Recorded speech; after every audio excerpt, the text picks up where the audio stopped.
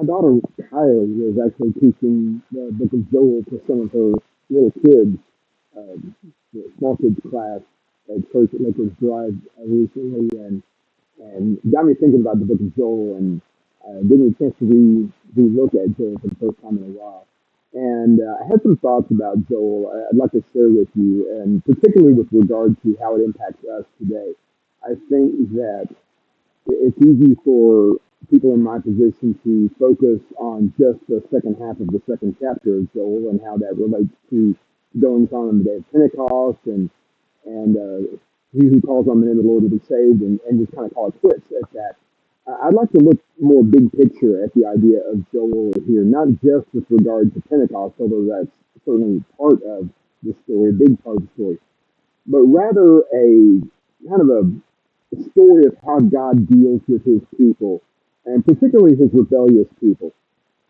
Joel is prophesying to the northern kingdom in the time of the divided kingdom, and the northern tribes, of course, if you know history very much, you know that they were never terribly faithful to the Lord. They went into apostasy basically from the jump with Jeroboam building the golden calves at Dan and Bethel, and it just kind of went downhill from there. You know the story about King Ahab, etc. There were some good times. There were some good moments in the prophet Elijah and Elisha preached almost exclusively to the northern tribes and had a lot of success in those areas. I don't think we're supposed to take away from this that there were no righteous souls in the north, even at the point of their destruction. This is a story of God and his patience and his discipline and the consequences that we heap upon ourselves when we choose poorly, and how we can learn from those moments of chastening and growth, even if we are not specifically the ones who are being chastened. The book of Daniel is really all about that.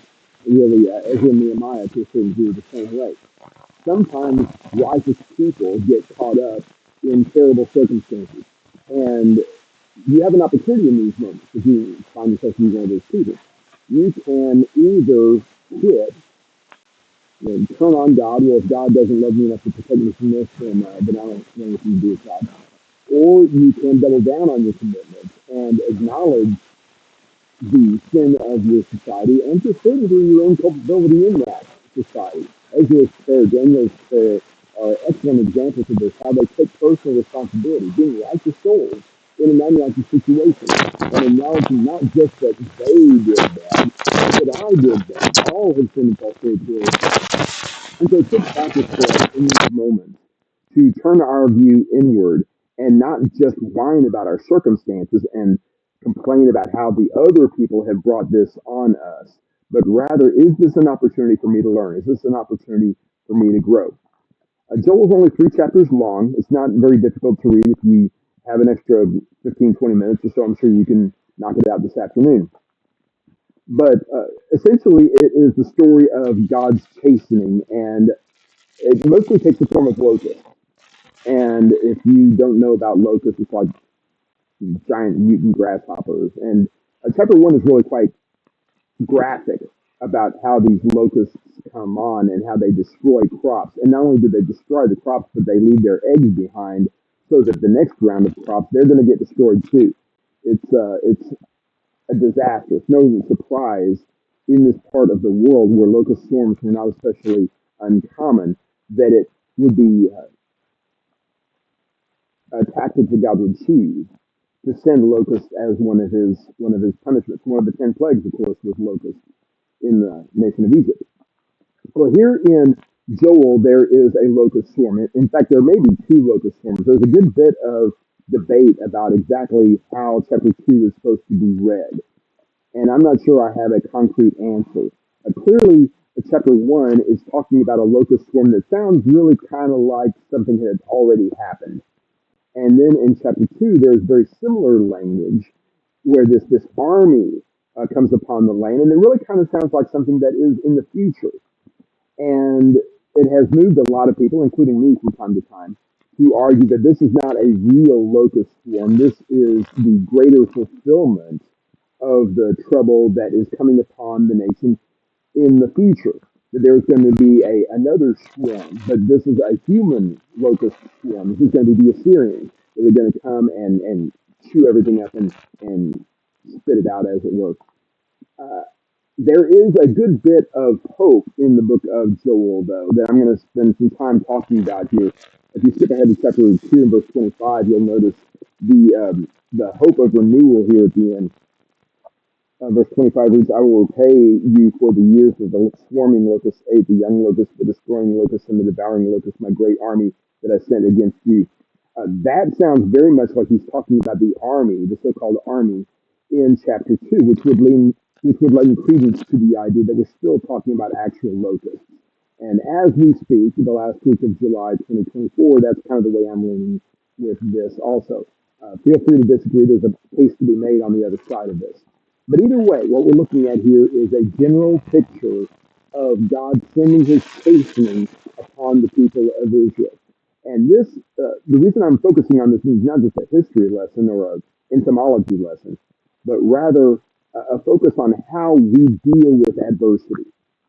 If in fact chapter 1 and chapter 2 are essentially the same locust swarm, this is an opportunity well ahead of time for the Israelites to learn from this lesson as they are watching horrible, horrible things happen, and the promise from the prophets, including Joel, that things can and will, in fact, get much, much worse. This is an opportunity for you to turn around, for you to grow in your understanding, and to accept the healing that God has on the other end of this. We have a difficult time seeing plagues like this. Tribulation like this, in the middle of this. All we can see is our own pain, our own discomfort, our own bad circumstances. But what lots of times is happening is God is getting us through this hard time so he can get us to a better time. This is a purification process, a purging process, a refining process. Those kind of languages are seen a lot in the prophets especially. We go through this horrible, horrible time that makes it look like God doesn't care anything about us. But what's actually happening is he is honing our edge. He is helping us build faith. And I don't mean to sound here like God just beats up on righteous people just for the sake of beating them up. Usually this kind of chastening, this kind of refining is seen in a sin situation. And certainly that's the case with Israel of old. The nation here is deserving of far more punishment. That makes me sound like I know better than God. I don't want to say it that way exactly. If you or I were in charge, we would be a lot less patient with Israel than God is. I think that's fair to say. But God continues to be patient. And righteous souls like Elijah and Elisha, like others that we might mention also, have the opportunity to grow in this moment, to work through the pain and become more reliant on God, more trusting in God.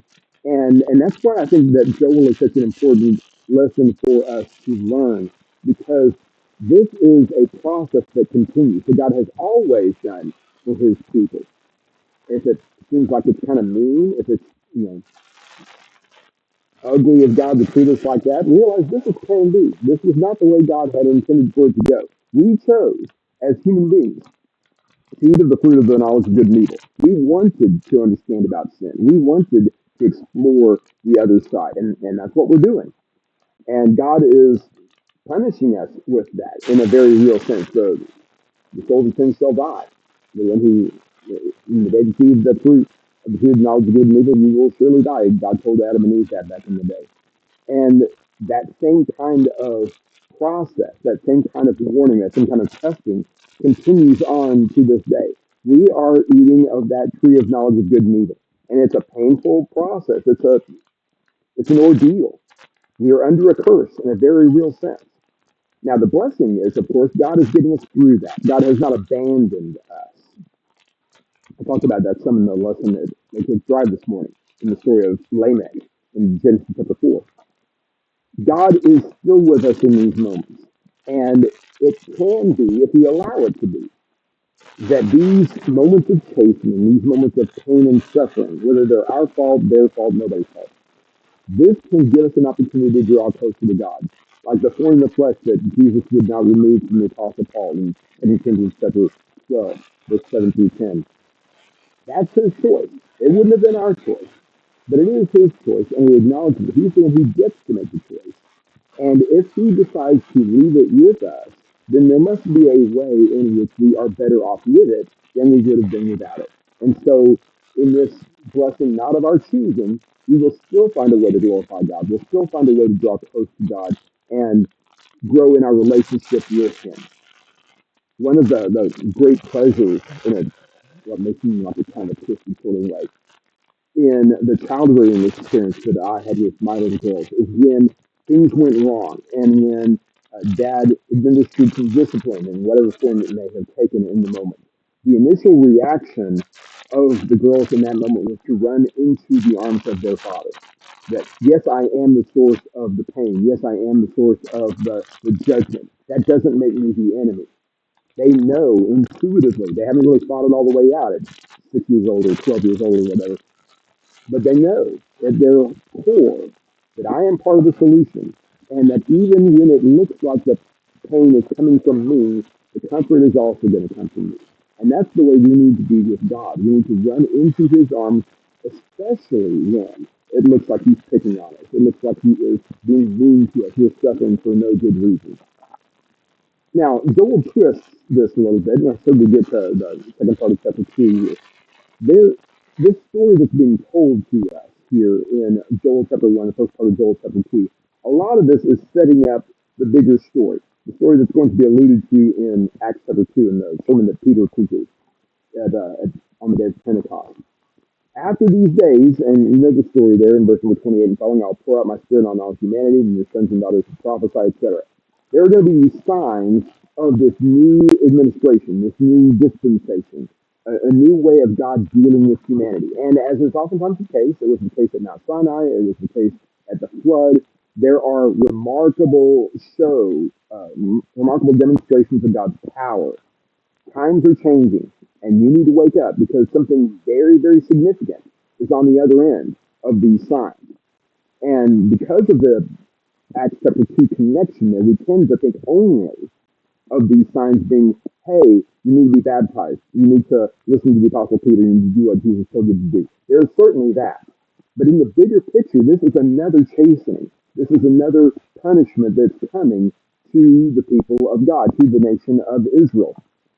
Because the rebellion that characterized the northern tribes that wound up destroying the northern tribes is going to continue to a certain degree, and really to the same extent eventually, in the southern tribes also. The tribe of Judah and fragments here and there of some other tribes have remained in what we would call the Jews in the New Testament. And the Jews have continued to rebel against God and God's will. Not all of them, obviously, but many of them, most of them. We see that in the treatment of Jesus. They send Jesus to the cross, not just the upper crust, but eventually even the common folk who seem to have really been drawn to Jesus at first. Most of them are going to leave also. And because they have rejected the Messiah in the same way they rejected all the prophets that had talked about the Messiah, there was going to come this day of judgment. The Valley of Jehoshaphat is the way that this ordeal is described in chapter 3. And as a sign of that moment, there is going to come an outpouring of the Spirit, an unbelievable outpouring of the Spirit, where the people of God are going to get a chance to repent. They're going to get a chance to realize what is actually going on, to find their faith, to find their commitment, and come back to the Lord. Matthew chapter 24 talks about some of this and the opportunities that the people of God would have when the Romans finally arrived and started knocking on the door to right the ship, as it were. Not to keep the Romans away necessarily, any more than the Israelites of old were going to keep the locusts away and keep the Assyrians away, but to manage to survive, maybe literally survive the attack of the Romans, and more importantly, of course, to survive spiritually, to receive the chastening from God and go in the way that God would have them go. Verse number 4 of Matthew chapter 24, Jesus replied to them, watch that no one deceives you, for many will come in my name, saying, I'm the Messiah. They will deceive many. You're going to bear the wars. You're going to hear of wars and rumors of wars. See that you're not alarmed, because these things must take place. But the end is not yet. For nation will rise up against nation and kingdom against kingdom. There will be famines and earthquakes in various places. All these events are the beginning of labor pains. And he goes on to talk about other signs that are going to come, culminating in the abomination of desolation in verse number 15 there. The good news of the kingdom will be proclaimed in all the world as a testimony to all nations, and then the end will come. I'm firmly committed. I'm not prepared to defend it here, but I'm firmly persuaded that The primary, and really in the short term at least the only, application of these prophecies is regarding the destruction of Jerusalem. That bad things are coming, terrible things are coming. You can draw implications with regard to other destructions. We're doing that here today, obviously, in a broader sense. But primarily, in the short term at least, Matthew 24 is talking about the destruction of Jerusalem at the hand of the Romans. This is yet another example. We've mentioned the locust storm before, but this is another example of the same kind of thing. God is coming in judgment against his people, and there's an opportunity for you to survive. There's an opportunity for you to take this chastening from the Lord and benefit from it if you want to. And you don't have to, and most of your neighbors are not going to. But you can see this as a blessing from God. You can pay attention to all these signs. And if you're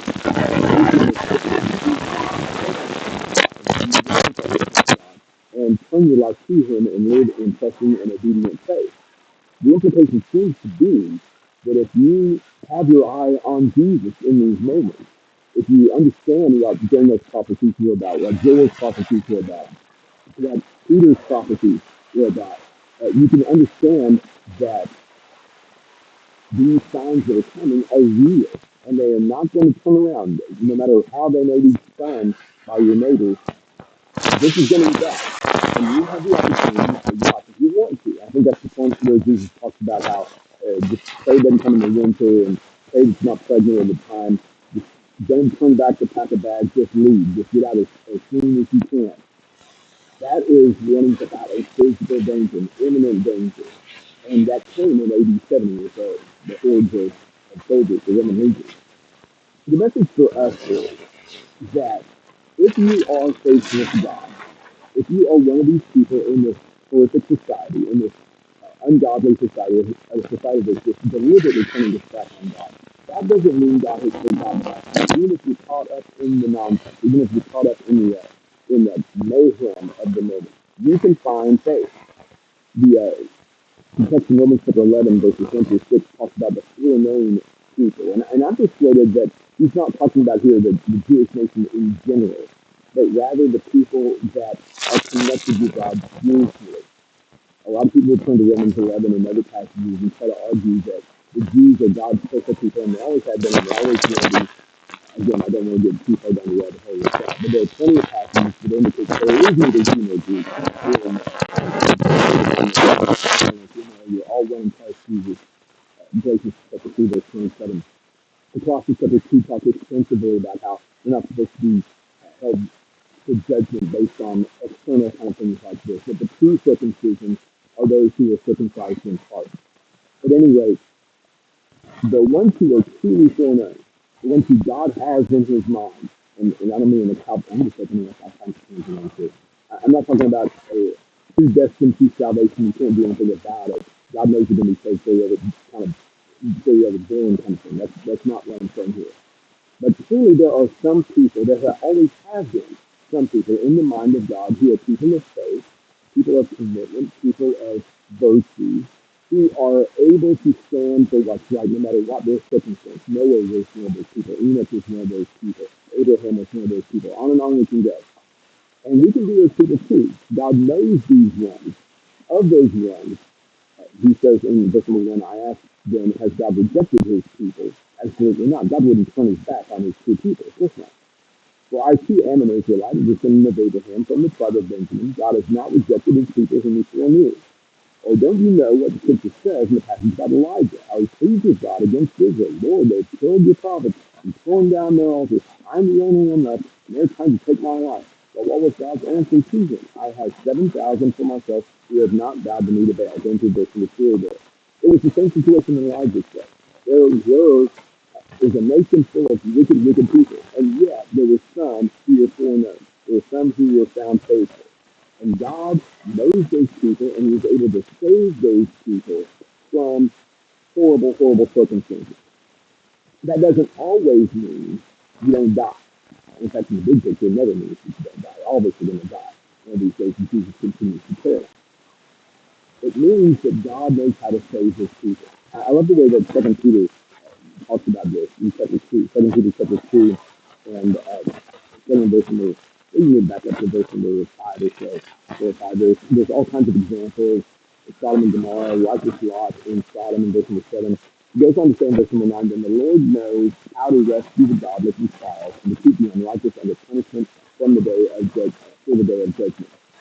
You need not worry that somehow because your society is so wicked and clearly destined for destruction, that you're somehow going to be caught up in that. You don't have to be. You will be. But you don't have to be. God is able to save you. God will save you. In fact, if you are determined to be one of his people, if you're one who truly loves him, who is truly committed to him, then whatever locust storm may come upon you at any given time, you can and you will survive. That should be a tremendous encouragement to us in times of difficulty. I know sometimes it seems like the world's kind of getting away from us. And the more we learn about what's going on in our world, the more despondent we get, the more hopeless we feel like the whole situation is. And to a certain degree, that's true. I don't want to give up hope entirely on our culture here. I'm not quite to that point yet. But we understand the trends of the world. We understand the hold that Satan has on the wicked people of this life. And we know what God's going to do about that. We know about what he's going to do in the short term, what he is doing in the short term. In fashion and we know what he's going to do in the long term. So what we need to do is not get so caught up in speculations about is this specifically the hand of God that so and so was elected or so and so was not elected, or because there's riots in the streets or fires or plagues or pestilence or whatever. Is this the hand of God? It's all the hand of God. I'm not saying specifically that God sends a hurricane because New Orleans is sinful or something like that. I'm saying that evil is in the world and God sends plagues. He sends locusts. So we will turn to him in these moments. And it has the side effect, not call it side effect, it has the added effect of driving wicked people further into rebellion, to get more and more determined to reject God in these moments. That's what the gospel has always done. It's always hardened Pharaoh's heart when the situation comes to it. It will continue to do that as well. It doesn't have to harden your heart. It doesn't have to retreat into your faith. Understand who God is, understand who you are in God's hand, and trust Him in delivering you, not just through a particular condition in the world. All the way to heaven and glory. Trust Him to deliver you from this earthbound existence itself, and ultimately up to heaven and realm. So it's a promise that has been given to us any number of times in the text. Have enough faith to believe in that, to trust in that, and not lose heart. And no matter how many of your neighbors, no matter how many societies over the centuries have crumbled under the wrath of God, we can survive. We will survive if we trust God in that. Thank you very much for following along. I hope that you, in your study of the book of Joel, and come to your own conclusions with regard to the specifics. But however it winds up turning out, trust that God's deliverance is available to his people. Joel tells us that if he doesn't tell us anything else. Thank you very much for following along, and God bless.